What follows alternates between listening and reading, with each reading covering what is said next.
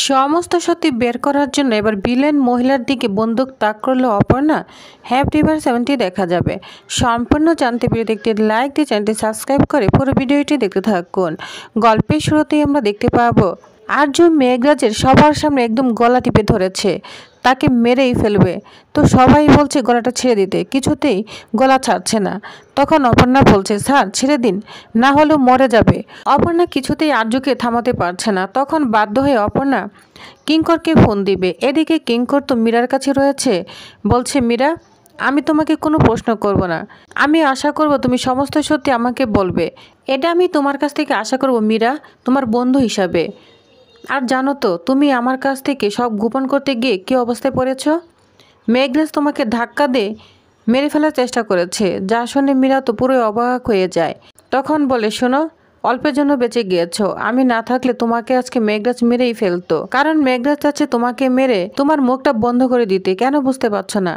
এখনও সময় আছে, তুমি আমাকে ফ্রেন্ডলি সব খুলে বলো, তা না হলে কিন্তু আমাকে আঙ্গুল বাঁকা করতেই হবে মীরা।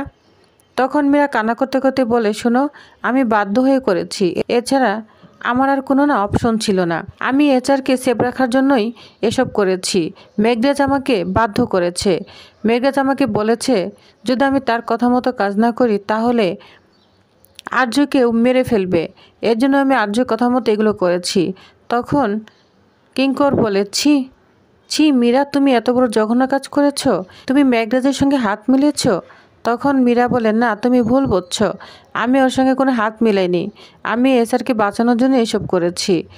তখন কিঙ্কর বলে, তাই বলে তুমি এত বড় কাজটা করতে পারলে? এসআরকে মৃত্যুর দিকে ঠেলে দিলে, আর অপর্ণাকে একদম জেলে ভরে দিলে ওর খুনের দেয়। ছি ছি, তুমি তো এটা আমাকে বলতে পারতে।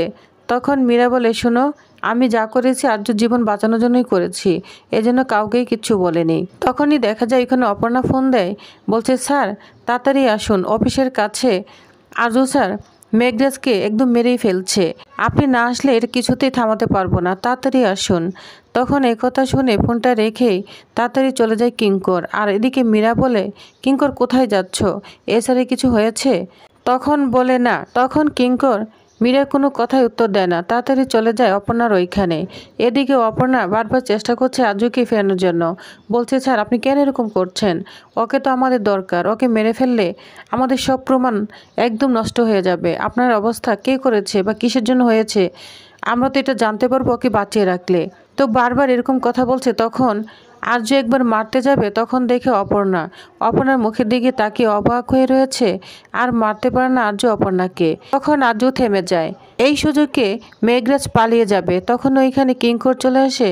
কিঙ্কর মেঘরাজকে ধরে ফেলে, বলছে, এবার কই যাবি তুই, কোথায় যাবি? তো মেঘরাজকে একদম একটা আস্তানায় নিয়ে চলে যায় কিঙ্কর, এবং সাথে অপর্ণা আর্য সবাই রয়েছে।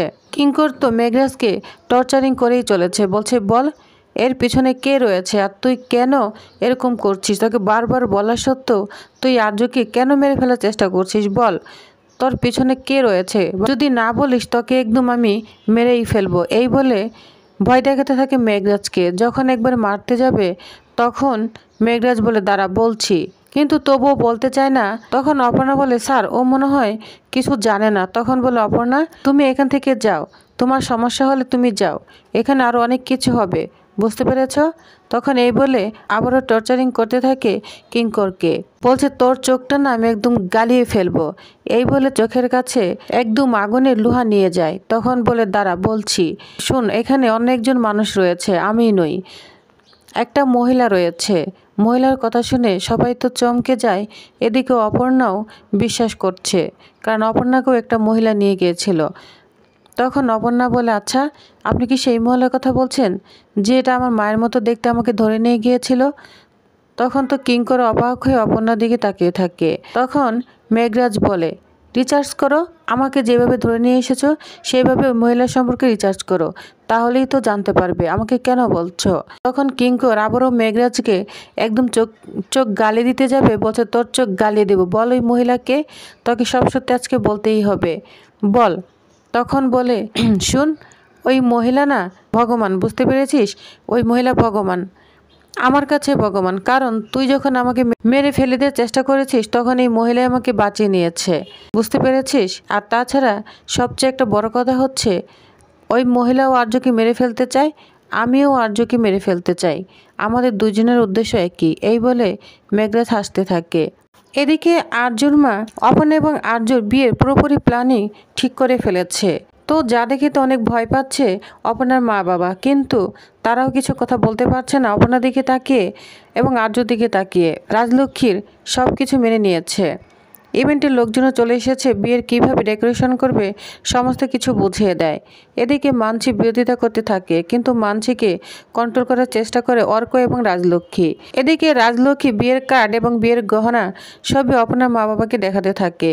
তখন বলছে, ম্যাডাম আপনি যা বোঝেন তাই করেন, কারণ আমরা এসব জানি না। তখন রাজলক্ষ্মী বলে, আমি জানি আপনাদের কোন দিকে বাধা, শুধু আপনারা এগিয়ে যান আর অপর্ণা আর রাজ্যের কথাই ভাবুন, ঠাকুরের কাছে প্রার্থনা করুন, সব ভালো হবে, আপনারা কোনো চিন্তা করবেন না। তো এই বলে রাজলক্ষ্মী আপনার মা বাবা সবাই মিলে বিয়ের প্ল্যান করতে থাকে। অন্যদিকে মেঘরাজকে কিঙ্কর বলছে, বল আর্যকে কি ইঞ্জেকশন দিয়েছিস বল, যদি না বলিস একদিন তোকে মেরেই ফেলবো। এই বলে মুখের কাছে একদম পিস্তল নিয়ে যায়। বলছে যদি না বলিস তাহলে কিন্তু এখনই তাকে শ্যুট করে দিব। তখন মেঘরাজ বলে, শুন, আমাকে ওই মহিলা একটা ইঞ্জেকশন দিয়েছিল, ইঞ্জেকশন দিয়ে বলে ওকে পুশ করে দিতে, তাহলে ওর কোনো পরিচয় থাকবে না, আমি এর বাইরে আর কিচ্ছু জানি না, এর জন্যই আমি ইঞ্জেকশনটা পুশ করে দিয়েছি। এখন তো আর্যর সব স্মৃতি নষ্ট হয়ে গেছে, এখনও না আর্য না শঙ্কর। এটা বলে আবারও হাসতে থাকে। তখন মেঘরাজ একদম মুখের কাছে পিস্তল নিয়ে যায়, বলছে সত্যি করে বল ওই মহিলা কি ইঞ্জেকশন দিয়েছে। তখন বলে, কিঙ্কর তুই তো আমাকে চিনিস, তুই যদি আমাকে মেরেও ফেলিস না তাহলে কিন্তু আমি এই ওষুধের নাম বলতে পারবো না, ওই মহিলা শুধু আমাকে ইঞ্জেকশনটাই দিয়েছে। তখন অপর্ণা মনে মনে বলে, কিঙ্কর স্যার তো ওনার কথা বিশ্বাস করছে না, আমার বিশ্বাস হচ্ছে, কারণ উনি মনে হয় আর কিছু জানে না এর থেকে। তবে ইঞ্জেকশনের নাম তো আমাকে জানতেই হবে, তা না হলে তো আমি ডক্টরকে সঠিক ইনফরমেশন দিতে পারবো না, আর আর্য স্যারের স্মৃতিও আমি ফিরাতে পারবো না। তখনই দেখা যায় ওইখানে সেই বিলেন মহিলাটি ছদ্মবেশ নিয়ে চলে আসে, এসে বলতে থাকে, আমাকে কিছু খেতে দিন। তখন কিঙ্কর বলে, শোনো, তুমি কিভাবে এখানে ঢুকেছো, যাও তো যাও, এখানে কোনো খাবার নেই, যাও যাও। তো বের হয়ে যেতে বলে, তখন মহিলা বারবার বলে, আমাকে কিছু খেতে দিন বা পয়সা দিন, আমি অনেক দিন ধরে না খাওয়া আছি, আমি খিদায় মরে যাচ্ছি। তখন অপর্ণা হঠাৎ করে এই মহিলার হাতের দিকে চোখ যায়, সেই আন্টি, যে আন্টি সে আগেও দেখেছে। তখন বলে, কিঙ্কর স্যার, মহিলার ওই আন্টি আমি আগেও দেখেছি, ওনাকে ধরুন, এই মহিলাই আমাকে ধরে নিয়ে গিয়েছিল। তখন এই মহিলাকে কিঙ্কর ধরতে যাবে, তখন এই মহিলা তার ছদ্মবেশ খুলে 2 হাতে পিস্তল নিয়ে সবাইকে ভয় দেখাতে থাকে, বলছে একদম আমার কাছে আসবে না, তাহলে সবাইকেই মেরে ফেলবো। তখন কিঙ্কর বলে, অপর্ণা তুমি আর্যকে নিয়ে তাড়াতাড়ি বাইরে চলে যাও, তাড়াতাড়ি যাও, আর্যকে বাঁচাও। তখন অপর্ণা আর্যকে নিয়ে চলে যাবে, ওই মহিলা বলতে থাকে, দাঁড়াও, একদম যাবে না। কে যাবে, ওই তো মূল উদ্দেশ্য, তোর পাখি কই যাইব ওকে নিয়ে, কোথাও যেতে দিব না। তো মহিলা পিস্তল তাক করে রাখে আর্য এবং অপর্ণার দিকে, আরেক হাতে কিঙ্করের দিকে পিস্তল তাক করে রেখেছে।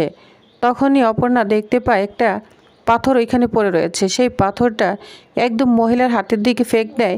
তখন মহিলার পিস্তলটা একদম ছুঁড়ে অন্যদিকে পড়ে যায় এবং হাতের কাছে একটা লাঠিও পেয়ে যায় অপর্ণা, সেই লাঠি দিয়ে আরেক হাতে পিস্তলটা ফেলে দেয়। তখন আমরা দেখতে পাবো আর্য সেই পিস্তলটা নিয়ে নেয়। অপর্ণা বলে, স্যার আপনি কি করতে যাচ্ছেন? তখন আর্য সেই আগের আর্যর মতোই সুন্দর করে এক একটা করে গুলি ছুটতে থাকে সেই মহিলা আর মেঘরাজের দিকে। মেঘরাজ তো পালিয়ে ওইখান থেকে পালিয়ে যায়, কিন্তু মহিলাকে আর পালিয়ে যেতে দেয় না। আর্য একের পর এক গুলি করতে থাকে ওই মহিলাটিকে। তখন মহিলা ঘায়েল হয়ে যায়, যা দেখে অপর্ণা তো অবাক হয়ে যায়, বলছে, স্যার তো আগের মতোই আমাকে সেভ করলো, আগের মতোই সব কিছু আচরণ দেখতে পাচ্ছি, যা দেখে খুব খুশি হয়ে যায় অপর্ণা। তখন কিঙ্কর ওই মহিলাটিকে বলে, তোমার পালানোর সব রাস্তা শেষ, বুঝতে পেরেছ, এবার তোমাকে পুলিশের কাছে হ্যান্ডেল করব। এই বলে কিঙ্কর পুলিশকে ফোন দেয়, বলছে তাড়াতাড়ি এখানে চলে আসতে। এদিকে অপর্ণা আর্যকে বলছে, স্যার আর চিন্তা করবেন না, এবার এই মহিলার মাধ্যমে আমরা জেনে যাব আপনাকে কি ইঞ্জেকশন দিয়েছে, আপনি ভালো হয়ে যাবেন, আপনার স্মৃতি ফিরে আসবে। তখন আর্য অপর্ণার দিকে অবাক হয়ে তাকিয়ে আছে, আর অপর্ণা তো অনেক খুশি হয়ে যায়। তো প্রিয়বাস, তাহলে নেক্সট আকর্ষণীয় পড়বে আরও কি হতে চলেছে, এবার আর্যর কি তাহলে স্মৃতি ফিরবে? তো কি হতে চলেছে জানতে অবশ্যই আমার সাথেই থাকুন। ধন্যবাদ।